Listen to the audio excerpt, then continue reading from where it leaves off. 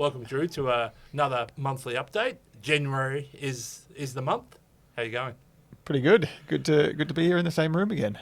So we're going to do the same thing we did last month. We had great feedback from clients about putting this on video versus putting it in writing. So 5 categories, market update. January was pretty good, all in all. Isn't they calling it an everything rally? An everything rally. Pretty much everything went up. So markets generally went up 6%. So emerging markets went up about the same, 6%, and even bonds went up. I think it was almost one of the best months, or the best Januaries in the history of the ASX 200. Yep. Nasdaq was up 11. Crypto was up 30. Crypto. Yeah. So we're back into crypto. Not that anyone's investing in crypto. Yep. And even the ARK, so the popular kind of tech stock ETF, was up 41% in a month. Still down 75% from its fair high. enough. We had a really hard 2022. So markets going up isn't a surprise, but bonds going up as people are still concerned about inflation was a surprise. I think bonds increased by 3% last month. Yes, definitely. And I think even though it depends what country you're looking at, inflation is generally trending down, but there's been a couple of surprises in the US and Australia in the last few months. Maybe there's a lag in official inflation rates versus what you're seeing the inputs. So the inputs are definitely coming down. I saw used car sales drop by about 17% last month. You've got freight costs dropping substantially back to what they were pre-COVID days. Coal prices are down 50% from the high as well. Retail has had a interesting 3 months. So November was quite strong, but December was poor. And then we went into the sales season. January was quite strong. And the RBA apparently said that they think inflation peaked in December, but still increased interest rates in February. Yeah. Which was... We know about the RBA. There's a bit of action on the market. Newcrest had a bid. Yes. I mean, Newcrest, big player in a small pond in Australia, gold miner. And I believe Newmont, so one of them, I think they partnered with them on a few different mines, but one of the biggest gold miners in the world, along with Barrick. And I think they've offered due diligence, but looking for a higher bid. And I think you're seeing more and more as the IPO market and other parts of share markets slow down, that big businesses acquiring smaller competitors is going to be more and more popular. Yep. So there's still an enormous amount of capital on the sidelines, both in corporate and in investment banking. So you will see some action, and if prices have fallen off, then you will see people taking that opportunity to execute their strategy if it is growth by acquisition. Yeah. So that kind of makes sense. We've got a bit here about, and we talk about this every day, is the market. Now that might be driven by the press or the market in general. We see flows going into popular things. Don't follow the money.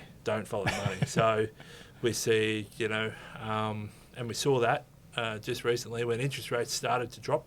So to get exposure to make money when interest rates drop, you have to have duration, but the majority of investors out there have been choosing floating rate over fixed. Yep. So that's a good example where if you follow the herd, you would have lost that opportunity to make 3% in capital gains in January just from having a long, really safe kind of investment grade bond. So yeah, and as much as you disclose, like super funds, all investments will say past performance is no guarantee of future performance.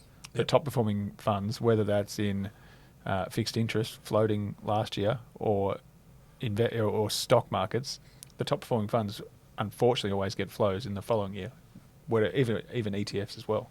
So the time you wanted to be loading up or buying more floating rate was actually 18 months ago. Yep. But all the money's going to floating rate now and out of fixed duration. So I don't think we consider ourselves contrarians, but we think that sometimes the consensus where the money is going isn't in the right spot. Maybe. It's kind of too short-term focused. Maybe avoid in the words of the person we both worked for once before, Ian Murdoch, he would always say, ignore the white noise. So there's always a lot of white noise around investments, and stick to your knitting in terms of building portfolios and executing your strategies. So. And take a longer-term view. I think going to increasing your floating rate is a fairly short-term consideration at the moment.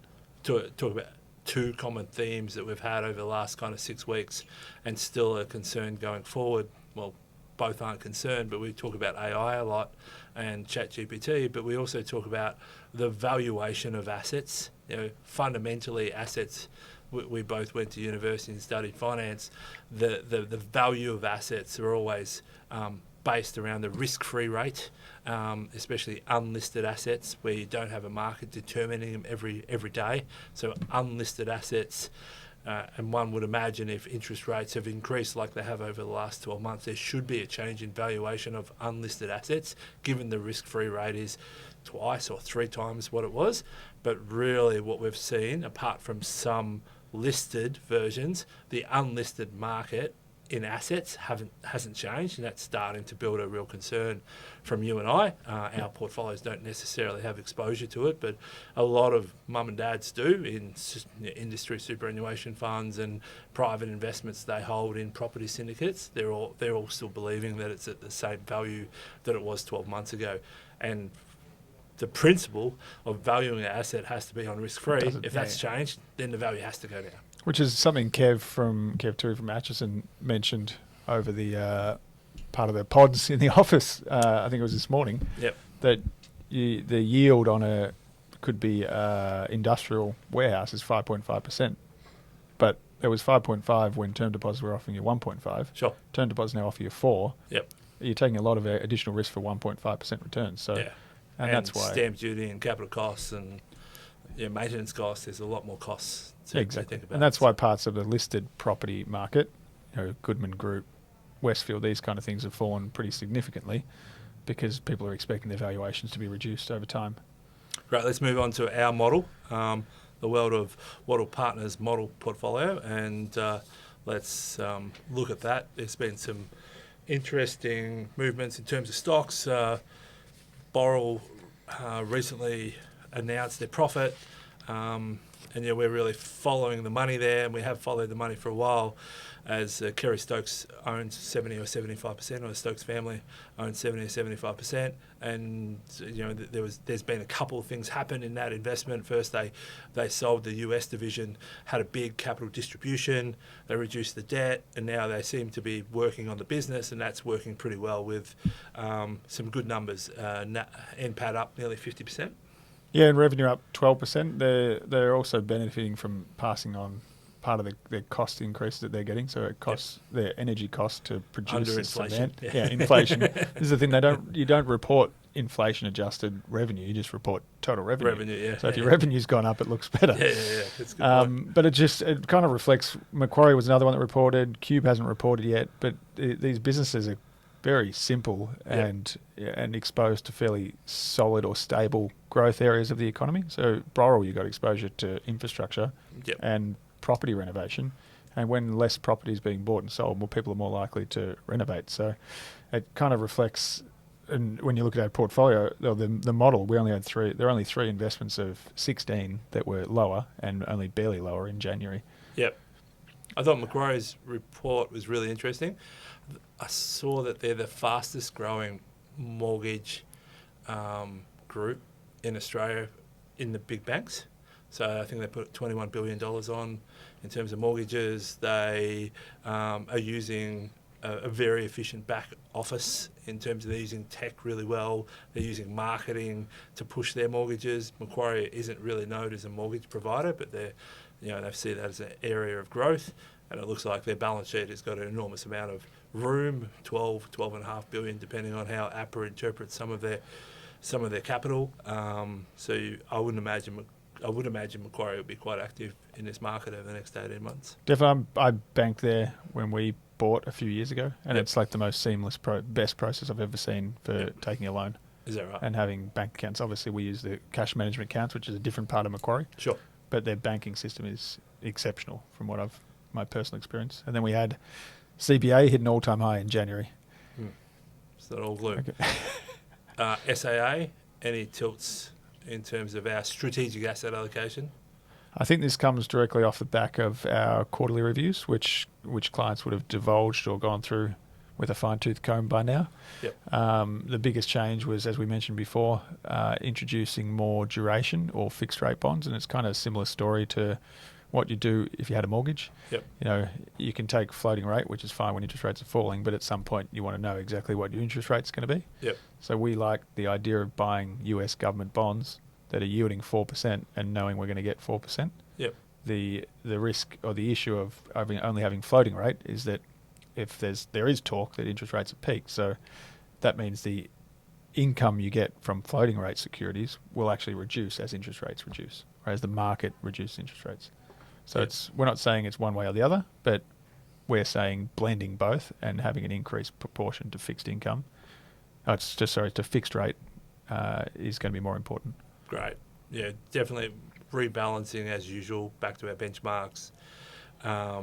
There's some long-short strategies being introduced, but I suppose that's our concern about being too exposed to beta. A lot of clients and a lot of potential clients are exposed just to the performance of markets or the beta of the market. So we're doing the best we can to make sure that the total return objective is achieved, but we are also reducing our beta exposure.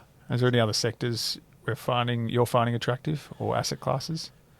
I think, in terms of asset classes, small caps have been hit quite substantially in the last 12 or 18 months. So for the first time in 4 or 5 years, I've got an interest in small caps and how you would get efficient exposure. Yep. And I think, I still like global tech. I think about Microsoft and what they've purchased in, OpenAI, and that every computer that opens has got a Microsoft license and it's on a subscription basis. I really like, some of those big tech names, especially since they've fallen quite heavily. So tech and small caps are probably sectors that, I look at as a more growth investor. And this is the idea of those satellite exposures within a portfolio. That your core is right in high quality, large cap, mega cap, and this is where do you find the undervalued parts of the market for the next 3 to 5 years? And that could be small caps, could be regions, it could be sectors of the economy as well. Absolutely. Let's talk about talking points in stocks. We talked about retail sales, so probably don't need to talk about that. Valuations have changed in property, which is our real assets conversation before. So we are seeing that property, real estate, principal residence prices are falling. Yep. I know mums and dads and investors don't want to know that their property has fallen. So that's a kind of a concern, but it's a nice asset to not ignore. Because you don't necessarily need to see it. They say there's 2 peaks and 2 troughs out there. There's a peak of prices, but then there's the peak of activity. Yeah. And activity slowing significantly. There's less houses going for sale. There's more being passed clearances are falling. And that's where you have to see that bottom before you'll see any improvement in price. So let's move on to who we saw this month. The month of January is still relatively slow, but I did see your face on my screen, and you appeared in an Australian Ethical Advisor series. Tell me about that, Drew. Yes. So I was approached to, as clients would probably know, we have been a B Corporation for probably since 2016 or close to the beginning. And that means that we can give consideration to all stakeholders. So when running our business, that's could be clients, could be employees and shareholders, as well as the community we're involved with. So we've always had this idea of responsible investing and as values-based investing as a core part of what we do. So we refuse to invest into things like tobacco, stay away from gambling, fossil fuels, these kind of assets. And Australian Ethical was one of the leaders in ethical investing, or just asked to provide our opinion, or I was asked to provide my opinion. Great. On we might send it out with this podcast so everyone can have a look. How we approach responsible investment and why it's important to us, which I think it's a great initiative just to expand the profile of responsible and the options. And we welcome questions from clients as well about if they want to align their portfolios more with their values. It's funny, isn't it, that people, personal preferences don't necessarily see through to their portfolio. Yeah. There is a big movement in ESG and green investing that is changing that, where you can invest and get appropriate returns, similar returns, by avoiding the areas you dislike. So it's definitely a growth area in our business. And most of it's kind of simple. We'll be clear on what we aren't are and aren't comfortable investing into with clients, but we welcome conversations. Yep. You and I appeared on a self-wealth series about retirement. So if anyone wants to see that, that'll be up on our website. So it's 4 series, 4 episodes, hour each, just talking about retirement and generating income in retirement. We saw a few other groups around. Ausbill, Bill Long Short is interesting. Federation is interesting. HMC is interesting. Yep. But probably not worth expanding on here. Basic investment concepts. You're going to explain to me what an ETF versus a managed fund is. Of course. Well, an ETF, being an exchange-traded fund and a managed fund, are just two different wrappers of the same thing. They're vehicles through which you're able to pool your investment with other investors and either gain access to the professional investment decision-making of a fund manager or alternatively to follow an index. The big difference, an ETF is traded on the ASX or a stock exchange. A managed fund, you buy and sell via an application form. Okay. And is one active and one's passive, or is it doesn't really matter? I think historically ETFs were generally passive and index tracking, but now I think something like 80% would be track and index, which we talked about last month, and 20% would be active. So one of the funds we hold is Munro, and you can buy that as an exchange-traded fund or as a managed fund. And this is what we see more and more common. Making it easier to implement and transact and report on investments.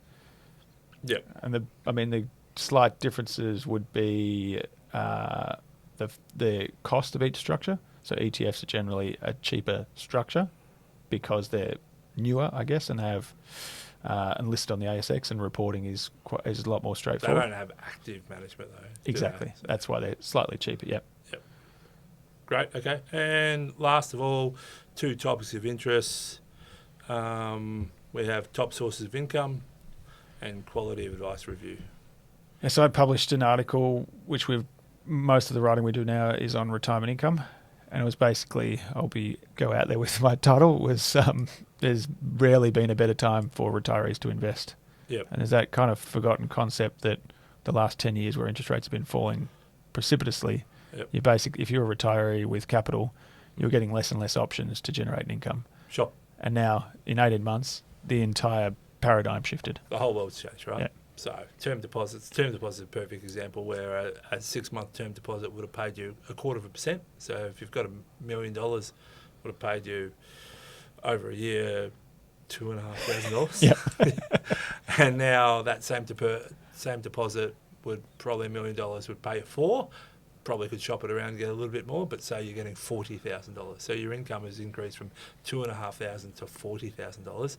And let's assume that term deposits are risk-free. So from risk-free, you're going from $2,500 to $40,000. So and it's happened in every part of the market. Yep. So, or at least in the fixed income market. So term deposits are offering you 4, but government bonds that were offering you 0.5 2 years ago are now offering you 4 as well. Yep. And then you go up slightly, hybrids are offering you over 5. Yep. So anything that there's a lot of instruments in the market that are based around that interest rate. So anything that is plus interest rate, so preference shares or some of the floating rate vehicles, you're getting 6, 7, 8, 9 if you want to take some risk. And, we have a couple of investments we quite like. The Invesco senior loans fund, it's probably yielding a 10. Yep. So income, you're right, I'd rather be retired today than 2 years ago, and hopefully the people that did retire 2 years ago didn't do anything stupid while they were waiting for a change in interest rates. So even though people complain about interest rate rises, it does benefit, and if you've got capital, our quorum of our clients typically have capital, and higher interest rates are a better thing. And it gives you the flexibility that you can take less risk to generate a similar level of income. This is the forgotten part. Everyone's worried about what's happening in share markets, but your balanced good portfolio could have less in equities and still generate a similar level of income. That's right. Yep. So less risk needed to get the same outcome. Yep. And quality advice review is happening at the moment. Essentially, another review into financial planning. And, it hasn't affected us too greatly. All these changes haven't affected us too greatly because essentially we've acted, I think, in a really professional manner over a long period of time. We've always done, we've always told the clients what we charge, and we don't accept commissions. We provide, access and proper reviews. So, again, the government is bringing legislation to change the industry. No real outcomes yet, but have you picked up on anything in that? I think there will be essentially the whole thing's based around trying to get greater affordability of advice and reducing some of the compliance burden of providing lengthy statements of advice or the inconsistency. Like if you look at an application form for an investment, they're all different from every provider. And similar case to where we're charging fees, that can be 6 different forms, which I'm sure our clients hate as well. So streamlining those basic things, and I think most people are more than happy to agree once a year and not sign 6 Substance over forms. form, though, and we were with a client yesterday, and we we're talking about the medical industry, and not every doctor is phenomenally ethical and awesome, and it's no different to the financial planning industry or the legal industry, that you can regulate, but you can't necessarily control the people that want to do the wrong thing. There'll always be pockets, unfortunately. All right. Thanks, Drew. That's all I have. Have you got anything to contribute? I was going to say we're both attending the SMSF Association conference next week. So we're both specialist advisors, and do a lot of work on the tax and planning side of SMSFs. Yep. A fantastic conference, the most boring conference we'll go to for the whole year. It's all detailed, super detailed. It's all about legislation, but we'll be there staring at the screens. So thanks, Drew. Thank you.